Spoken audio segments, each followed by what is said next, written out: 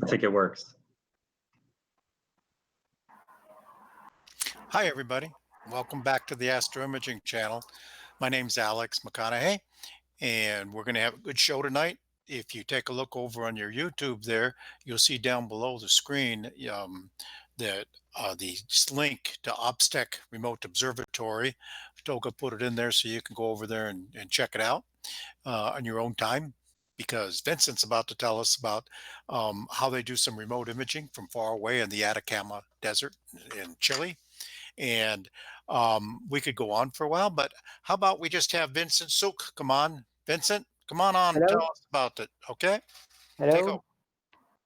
So thanks for the invitation. So I'm Vincent. I'm in charge of the Obstech Observatory. So we are located in South Atacama. So it's a project that started in 2012. And well, I can show you a bit of what we are doing here and what has been the history of the observatory and what has been the observatory till now, and what are the upcoming projects coming along. And we hope that we have plenty of new astronomers coming and for plenty of new exciting projects coming on site. So I have a small presentation here. I don't know if you see it properly.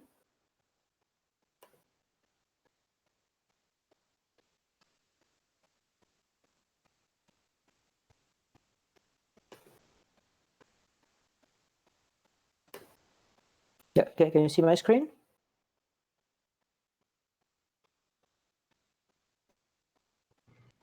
We're not seeing the screen yet.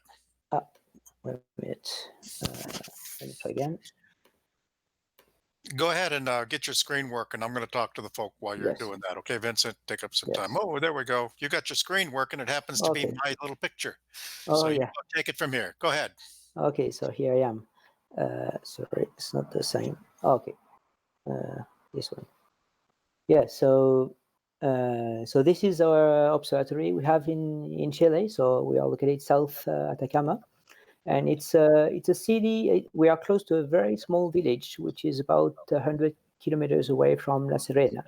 So it's about 40 kilometers south of Gemini and Tololo observatories. So it's a very nice place in Chile, very high. We're located about 1,600 meters above sea level in the middle of the Atacama Desert. So we have about 300 clear nights a year. And this project started in 2012, and we are trying to grow, and now we are in a scaling up stage, and we hope that, well, things are going well, and we are trying to attract more people to take advantage of the skies we have here and make a good observation remotely. Let me go full screen. Yeah. Yeah, so to talk about the history of the observatory, so it started in 2012, and actually I started with Andres Rodan, who's an astronomer dedicated to planets, and we are in charge of the HAT South Chile, which HAT South is a project dedicated to exoplanets, which is installed in Las Campanas. This was installed in 2010, and we had 8 telescopes. It's Takahashi F3 that scan the sky and try to detect exoplanets over the time, long period exoplanets. And with the experience we had being there, we saw that installing for professional astronomers, installing telescopes in large observatories like Las Campanas, La Silla, or Paranal is very, very costly. And there is very few dedicated on-site support, because for these observatories, when have a 6-meter telescope to handle, if there is any failure on a 6-meter telescope, it will be the first priority. And the bandwidth is quite limited, and I mean, the cost of running a telescope there is quite high, because the cost of running such a big observatory is really, really amazing. And this is conscripted to the people that go there. So normally it's not, these kind of observatories are really limited to scientific projects, and there is no way to open them to amateur astronomers, even if the site will be really excellent for it. So we saw that there was, due to the cost of running scientific observatories in such sites, we saw that there was an interest for making kind of alternative for these observatories, both for science and for amateur astronomers, because in 2012 people were starting to look at Chile as a possible place for installing remote telescopes. And myself, I've been an amateur astronomer since I was 15 years old. And as you see, I'm French, and I've been running a small observatory in France also. And when I came to Chile, that was the idea also of opening this kind of things for amateur astronomers, and to have a possibility of doing remote observing from Chile. And so with this situation, we saw that there was really a possibility of running such an observatory. We wanted to make something really well done, kind of a big structure that would be big enough to accept scientific and industrial projects, with a nucleus of people that will be big enough to guarantee perennity over the years, and that will be close enough from the capital, less than 8 hours to be there in a day, because most people will be living in the capital, and with very high bandwidth, and that would be able to access between 50 and 100 telescopes. That was the initial idea. And then I think we will put this number a bit higher now. And the cost of running this thing should be cheap enough that would be accessible for amateur astronomers. So that's how we started the idea in 2012. And so we started looking for sites. And looking for a site in Chile, especially in this region, is not really easy. It took about 2 years to get the proper site, because even if you can buy a site directly, there's many things that can make things go wrong, especially because mining is very important in Chile, and you could buy a site where the mine is, there's a mine below that could blow you up in a few weeks. So it took 2 years to really be able to purchase a good site, and we started with a seeing campaign, and we started to make seeing campaign in 2 or 3 sites. These sites were very far away, so the only way to access there was with a donkey. So we have here in the picture our friend Marcelo, who was a student working with us, and so Marcelo is the one on the left in the picture, and the right it's the donkey of the guard that were rented to us. And so we went with a C11 on the back of the donkey to check several sites for a few weeks, and correlate the seeing of the sites with Gemini and Las Campanas. And we finally found this site, which is called El Sauce, which is in the village of Rio Hurtado, who had very great results. I mean, most of the region have very great results, but we can see that this site has a valley on the north that have better winds, and the results were almost at the level of Gemini. And so it took about 2 years to get very good seeing, and very good results. And we could see that we could have sub-observant seeing on full nights for very extended periods. So when we had that, we say, okay, let's go and buy this site. And we started the construction with the first thing to do was to make a road, because this site was 9 kilometers away, 14 kilometers away from the first road. And we had to build about 3 kilometers of road. So it's been about 2 weeks of bulldozers and things like that to get access to the ridge. And we started the real construction about a few months after.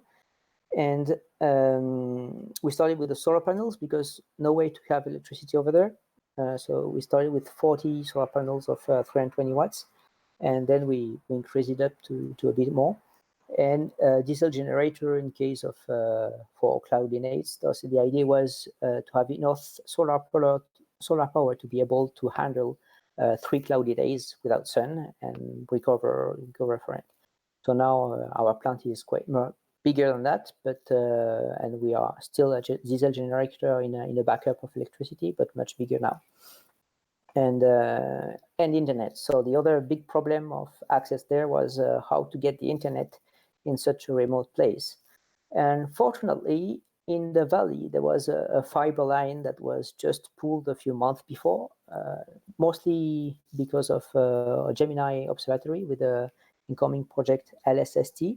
so large synapse survey telescope that need a huge bandwidth, and a fiber was pulled over the valley recently to get there. So we could associate with a small company in the village that couldn't have the funds for making the access to this fiber.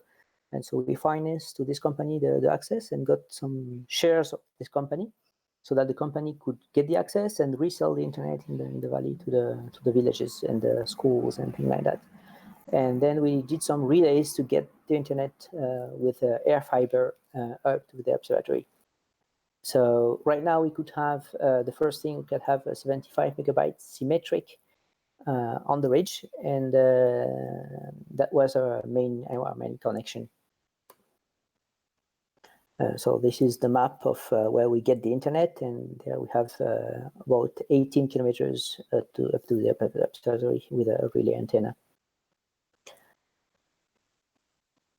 And this had some help in the village, because since we had the internet in such a far away place, we could give some bandwidth to the local schools, and all the valley now has a possibility of having internet because of the existence of the observatory. So we speak about 3,000 people that could have access to high bandwidth thanks to the presence of the observatory now. And this is all the region that we can that this company now can send internet to. And so the real construction started in 2016. So we did the first roll-off that could host up to 8 telescopes, up to 60 centimeter. And in parallel, we're working with Chilescope, which is another company that we are working with, whose was a different work compared to us. They are selling time on the minute basis, so you can rent the time telescope, and they have a 250 centimeter telescope. Now just added a wide field instrument. And since these were that were very close, but not wouldn't compete with them, so we decided to work together. So our things are not same time, and they are not doing hosting, and we are mostly to hosting telescopes. And we are in parallel by sharing the cost of making roads, having the internet, having boards, and all these kind of things, because it's a very, very, very remote place. And then in November 2016, we could install the first telescope, which was the CK14, mostly dedicated to exoplanets. And after that, well, the time have passed now since January, so we could increase our battery by a factor of 4. Now we have backups of internet. Our main line increased to 100 megabit per second, and then we have a backup from another company, gives us 70 megabits symmetric, and now we are adding a second backup of 50 megabits, and in case everything fails, with our different companies from different fibers, we can have a 4G connection, which basically we never use. And we have, instead of things now, and 8 employees working multiple times. With these 8 employees, we have a few of us are working in Santiago, like the administrator Giselle, she's working in Santiago and handling all the importations and that kind of things. And then we have Samuel and Rodrigo, who are our engineers. They mostly work in Santiago and they travel to the site. Abner is finishing his PhD in Catholic University on astronomical representation. He's the one who did the design of an initial spectrograph in La Silla for the 1 meter telescope. And he's also traveling to the observatory. And then on site, we have the guard and an astrophotographer who's called Jonathan, who they live very, very close to the observatory, and they mostly stay on site. So the observatory is, when we built the observatory, both land and the guard Laureano had a house that was just at the edge of the site of the observatory, so we converted him as a board. So he's living basically at the entry of the observatory. So any going to the valley, go to the observatory or go to the valley, this is very line of the road. and this car has to pass through the house of the god. And then we have Jonathan, who's on site. He lives mostly on site or in the village down there. He's a highly skilled amateur astronomer, and he's in charge of mostly installations and making the observatory run when there's failures over there. Plus, Rodrigo.com on site on the apps. And we recently did a new observatory, the Roloff, that you can measure, which is designed for 11 telescopes. And every telescope has a radius around here of 1.5 meters, so we could host up to 70 centimeter telescope in 4. One of the next telescopes coming will be Vincent, yeah. it seems about 2 minutes ago your audio changed. Oh, Are you still speaking into the microphone? yes. Okay. Well, then now you're better. Okay. So Okay. Move maybe, my maybe microphone a just a bit. simple question, and maybe you moved your head, or Yeah. I don't know. I don't know what Yeah. your situation is, Okay. but Thanks for saying. okay, Yeah. give it a Is try. it? Thanks. Can you listen well now? I I try it again. Can you listen well? We can hear you, but it seems to have started to garble about 2 minutes ago. Did something change 2 minutes ago? No. Let me check Okay. my Well, microphone. continue on. Just Yeah. pay attention to where the mic is and things like that. Okay. Okay. Okay. Good luck. Okay, so this we have a picture is our new building, which is designed for 11 telescopes, and it will receive next month a 70 centimeter telescope. There will be a 50 centimeter of stellare, and a refractor, a tech refractor, and another giant telescope, and three more to come in the next couple of months. And so, yeah, let's have the building that was just being installed. And we expect, yeah, right now we have 40 telescopes operating on site. So these 40 telescopes are mostly pro kind of clients. Most of them are either amateur astronomers, astrophotography, or science project from universities. And Vincent, yes. we're not seeing your screen anymore. I will share. I'm sharing and I share again.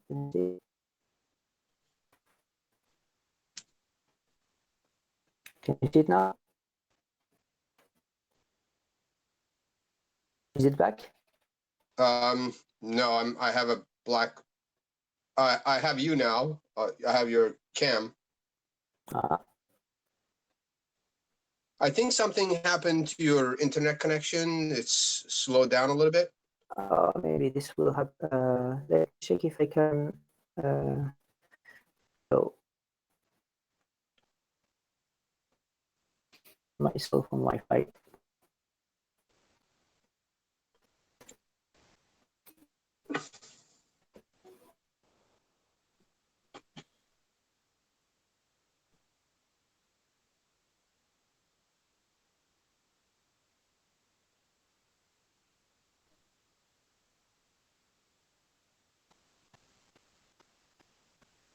Am I back? You're back. Your audio is good, and we are seeing a screen share. Now we're seeing your screen share showing us the El Sauce today evolution since January 2017. Okay. Try. Okay. Okay. Try, and your sound sounds better now. So try Okay. whatever that Sorry is. about the glitch. Yeah. Yeah. So yeah, this is the internal interior of this new building. So right now we have 40 telescopes running on site. As I was saying, mostly are amateur astronomers that do astrophotography, and then a big part also is from science project that are doing either exoplanet follow-up or amateur that are doing collaborational science. And we have a telescope doing supernova survey also. And the third type of clients is companies that are doing debris tracking and these kind of things. so space awareness projects. And we have a few big projects coming in, like one telescope from the Hawaii University, 50 centimeter for asteroid tracking, and another telescope of 1 meter from a Kazakhstan university in the next months. And so we expect before July to have about 50 telescopes on site and going increasing as much as we can. So right now our site will be able to handle up to 100 telescopes, I guess, and then we have to increase a bit more the power plant and this kind of infrastructure. So we invested a lot in the infrastructure lately, especially having all the connection intra-buildings with gigabit Ethernet fibers and kind of things. So to have the operation up there much more smooth, as smooth as we can. And in the upcoming, yes. Before we go further, would you mind backing up to it started going bad probably about the time of the battery upgrade? Yes, yeah.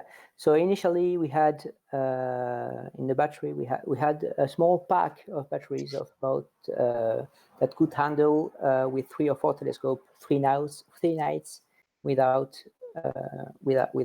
sun and without using the generator, and we upgraded that to a pack of 64 200 ampere hours batteries. So now, and we have a much bigger diesel generator in case we are missing power. And we plan next year to change these batteries, GM, to lithium batteries to have to be more stable in time and in terms of scaling. So right now, instead of 1 inverter, we have 2 inverters of 5 kilowatts. So we consume, in terms of consumption on site, about 4 kilowatts at night in continuous.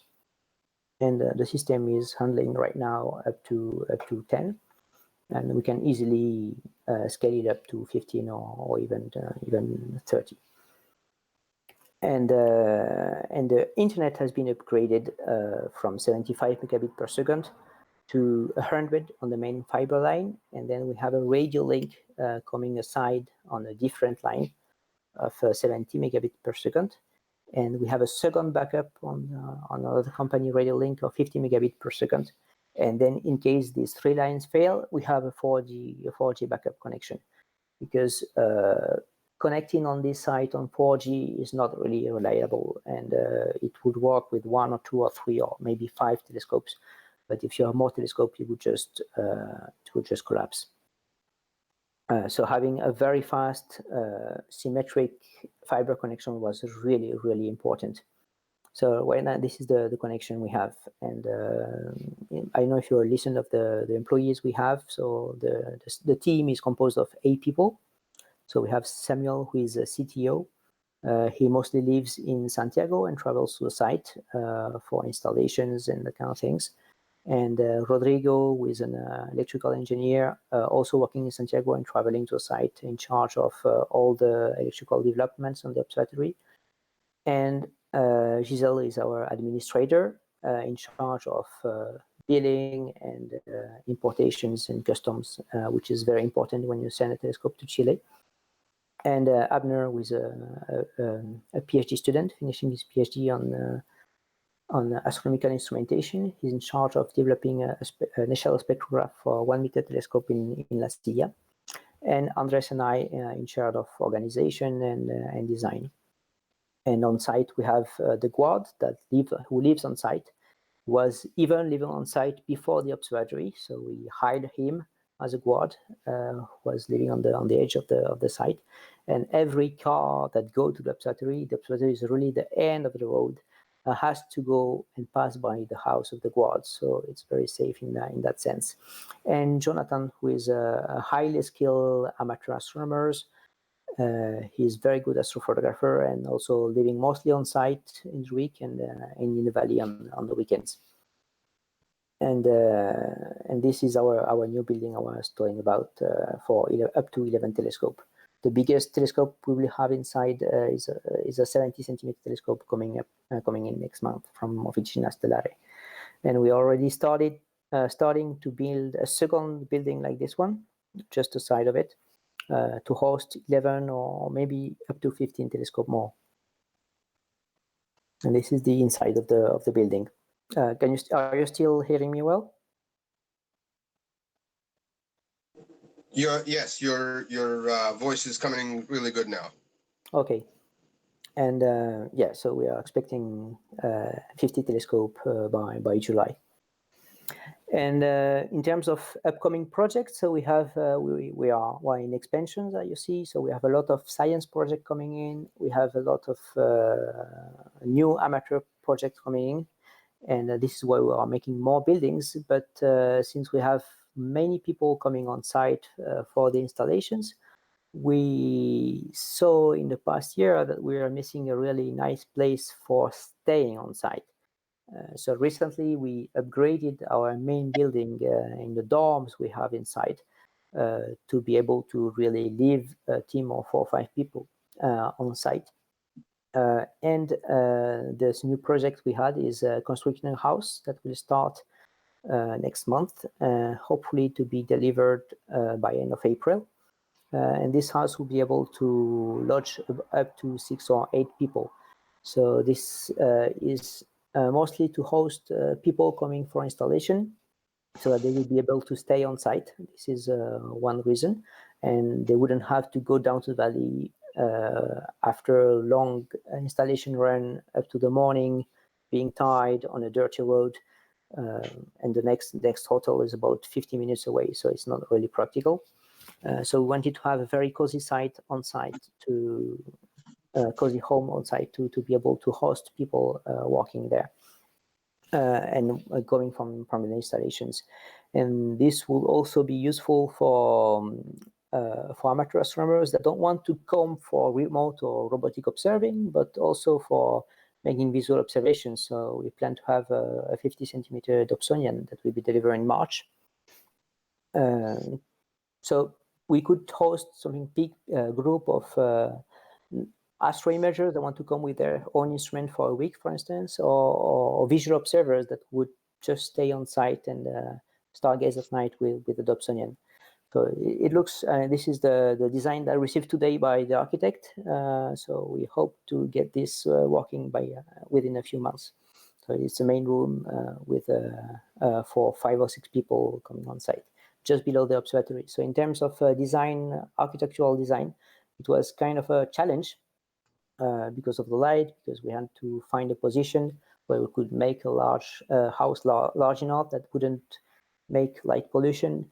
And but that would be only for a small group of highly skilled amateur astronomers or visual observers, and we don't plan to make any tours or thing like that, because Chile, I mean, astrotourism in Chile has been increasing a lot lately, and there's plenty of companies in the valley that make astrophotometry and make tours. But all these companies, even if they have large telescope, they wouldn't be interested in renting a big telescope to a group of 3 or 4 people for a whole night, when they can rent it for 20 people for 1 hour and make much more money out of it. So the idea was to have a 50 centimeter Dobsonian for people that want to have their telescope only for them for the whole night and stay there for several nights in a row and have their cozy place around it. And this is the thing we are doing. So if you have any questions, I'm ready to answer or whatever you want to ask regarding the site. Hi, Vincent. This is Eric. Yes. What's it like to get to your location as far as travel? Where do you fly in? How long does it take to get up to your site? So there's 2 ways to do it. So this is the last part of the road. So the first way is to land in Santiago and rent a car in Santiago. And from Santiago, it's more or less a 7 hours to 8 hours drive to the site. It's mostly highway for the first 5 hours, I would say. And then there is a large road that go up to the last part, very close to Observatory, which is 15 kilometers away. And the last 15 kilometers is the dirty road you saw on the with the red track. And it takes about 6-7 hours. The other way is to land in Santiago, have a connection to La Serena, and then rent a car in La Serena and come to the observatory. And from La Serena, it's about 2.5 hours to the site. You don't need necessarily a four-wheel drive. It's better to have a car which is a bit like an SUV or something like that, because I mean, the last part is a bit dirty. It's a dirt road, but we have city cars coming up to the site sometimes. But I mean, it's better to have a 4x2, a small pickup at least, or an SUV. If one wanted to bring their equipment down there, are there any tariffs involved? Any what?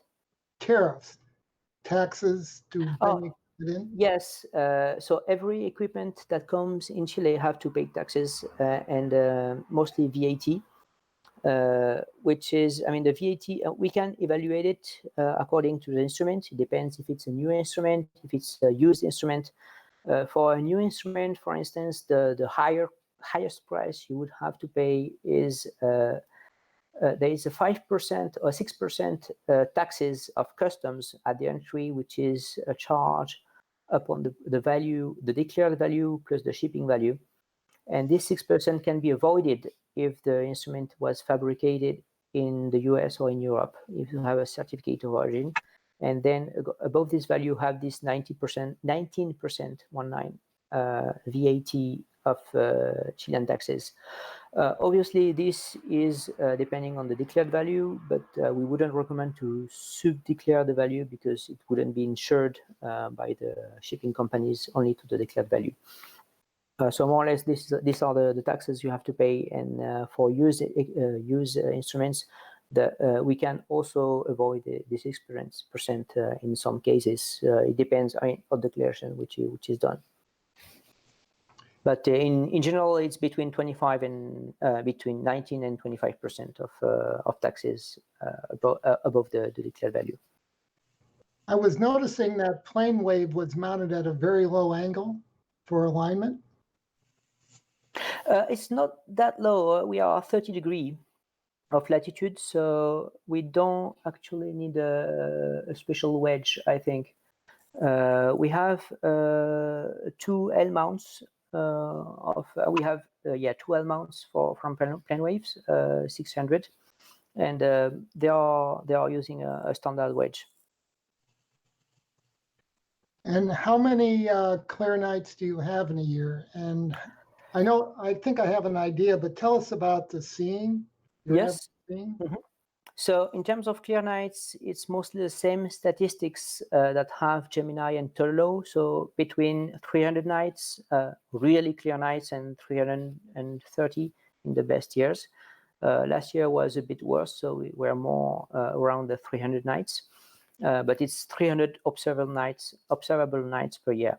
And in terms of seeing, so according to the measurements we've been doing and the images and the results we had, its median is sub-arcsecond. We can go down to 0.6 or something like that. When you look at Gemini statistics and we correlate our dim monitor that we brought outside at some point with Gemini statistics, it's very correlated. And we are usually a bit higher, obviously, because we are 1,000 meters lower than Gemini, but the difference is about 0.2 arcseconds. So let's say if you have 0.5 arcsecond in Gemini, we would have 0.7 or something like that. But yeah, this is more or less the value we can get on site, which are excellent. We could get a bit better seeing if we would go much higher, like 1,000 meters higher in the Cordillera, but I mean the access would be much more complicated, and all the running costs, obviously. And I understand that some of the systems down there you can subscribe to them. Do you know who those systems are? Yes, so there's 2 companies with subscriptions. One is Martin Puke, and the other is Deep Sky West that have a refractor, and Martin Puke have a CDK 17 telescope. So both are available for subscriptions. And then there are well, telescope where we can rent the time on the 1 meter per minute, on the 1 meter on the 50 centimeter telescopes, and telescope.live, which is a new company that also you can rent time on telescope.live. We can rent also the 1 meter, which is the system 50 centimeter, and the 50 centimeter is also available through itelescope.net. And Telescope Live has also a 24-inch telescope, a CDK 24-inch on the Matisse mount.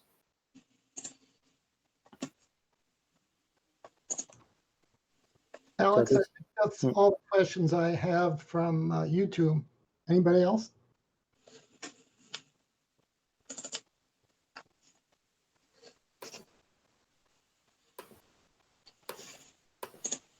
Did you get all the questions from YouTube, Eric? Yeah, all the ones. I had a couple myself, and I think we got them all. There was a question about how many people did it take to build the whole site from the beginning? You know, this question came when you were talking about building the road. Well, so we are mostly, every time we had a construction on the way, we are usually contracting local people.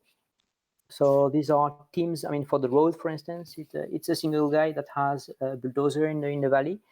But for the main building we had, it was a team of 4 or 5 people, and now the larger building, the 11 telescope building, that isn't on the video because it was 5 months old.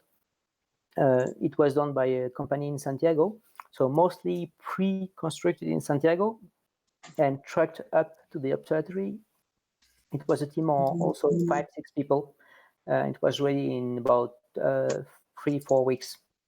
And then, yeah, when for the construction, for instance, we also hire small teams of 5-6 people for all these constructions. So depending on what we need to do.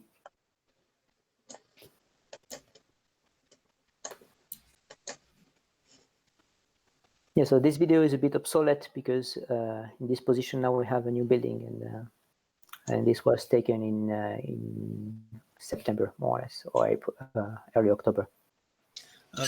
Vincent, what sort of repair work can be conducted on site? Well, we have a lot. We have tooling for mostly everything.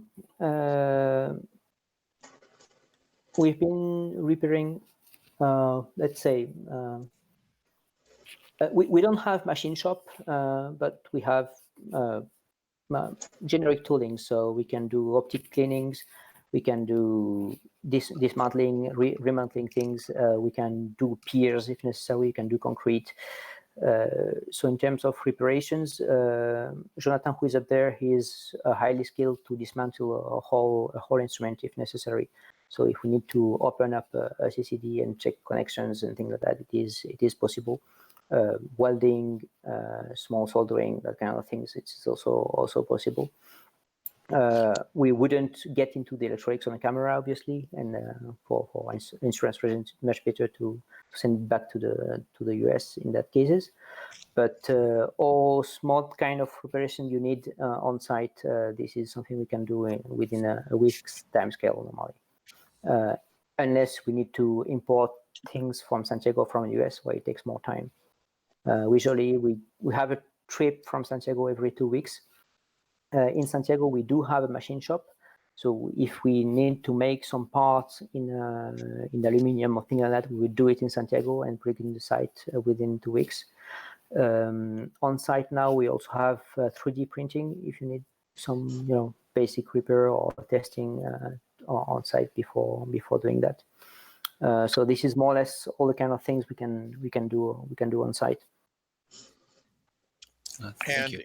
if somebody's got a telescope down there Mm-hmm. and something goes wrong with it, then you can intervene on the minor things, I guess. And then if there's, like you described, if there's something major, you might have to send it out or something. Yeah, I mean, at least you have to send it out. We would do it. I mean, if you need Okay. to check on software, to check on collimation, to check on polar alignment, or even install the complete instrument, we can do it. Okay. Do I have to come down there and install the stuff myself, or can I ship it to you and have it installed, or what happens? It's up to you. So either you can just send it and ship it to us, and we would take over everything and install the instrument and charge a fee for the installation, Okay, which so you depends have on the number of another hours. fee if you're going to be doing some specialized work, like more than collimation or something like that, or even collimation, you charge an extra fee for that. Only for installation for the first time. So if we perform the installation, we will charge for the installation. But after, if you need some arrangement on the telescope, it's included in the pricing. Okay. And what is your charge for installation, say for the the 24? It depends on the size of the setup, but yeah, for an instrument for like a 24-inch, it takes about 3 people for 2 days, so it's about $3,000 more or less. And is your bandwidth wide enough that you can do video remote? Yes, for instance, telescope, they are using the 1 meter for doing remote imaging on planets, so they are doing video imaging. Most of amateur astronomers, they connect through TeamViewer or AnyDesk or Chrome desktop, that kind of things. So it's mostly fluid. The connection is fast enough for this kind of things. Somebody asked, are there sleeping facilities? And there aren't right now, but you're building a house for that purpose? I didn't listen, sorry. I said there are no sleeping facilities now, but you're building a house for that purpose, right? It's not that there's no sleeping facility. The sleeping facility is a bit rude currently, and right now we are expanding this sleeping facility with 2 dorms with 2 bedrooms, and now we are doing a house for having a really cozy place where we could, really host people properly, and not having on the common dormitory in a sleeping bag. Well, let me make sure there's some discussion going over here. This is a place where one would put his or her telescope and operate it remotely from far away. This is not the kind of place where one goes down to Chile and sets up his scope outside someplace and takes pictures for a week and then goes home, right? Well, the main activity is, as you say, people send a telescope and control it remotely. So either they install it and they control it from home. But with the presence of this house now, we could propose as a service for amateur astronomers that want to come down with their gear, stay at the house for a week with their own instrument, and then go back with their gear. This is, now. As soon as the house is operating, this would be also a possibility. Okay, but I'm not gonna, okay, I'm just a visitor. I don't intend to put a scope right there. Maybe someday I will, but I don't intend to put a scope right there. But I want to go down to Chile and have a place where I can take images for a week while I'm down there. Yeah, as soon as we have the house ready, within Oh, 3-4 okay. months, that would be also a possibility. Even though I'm not otherwise associated with you. No, exactly. Yeah, Okay, cool. This is what we want to expand to now. Yeah. Okay. How far away is the nearest hotel or habitation of some kind where I could stay if I wanted to come down here? There are small hotels in the village of Pichasca, and then there's a nice hotel which is called Hacienda Los Andes, which is quite famous from amateur astronomers because it was run by Daniel Versace, who was quite famous at his time and passed away sadly a couple of years ago. And Hacienda Los Andes is about 50-minute drives from the observatory. Okay. It's a very cozy place, a very nice place also. Cool. Vincent, I see some concrete piers there. Are they included in the pricing, or is that an extra cost? So the concrete pier is included in the pricing, and what is not included is if you need an adapter. So if you send your metal pier, the concrete pier goes in this new building, it goes mostly in the level of the ground. And then there is a metal pier that we can have it manufactured in Chile if necessary, and we will charge the cost of the manufacturing. which is about $500, I think, for a standard gear. Or if you want to send your metal pier, you can send it too. But the concrete pier is included in the pricing. Thank you. Okay. Are there other questions out there? I think YouTube has pretty much been asked. Vincent, is there anything else you wanted to tell us before we start signing off? No, except visit our website or our Facebook page. Facebook is at Obstech El Sauce. So we are much more active on Facebook than on the web page or on the YouTube channel. But it's visit it and have a look of what we are doing, or what our clients are doing. This year, for instance, I think that our clients did something like get out 6 or 7 times on AirPods. Some of them are doing very, very, very good things, and so get a lot of the activities, because there's a lot of ongoing on the Facebook page, and we are trying to make it keep it updated.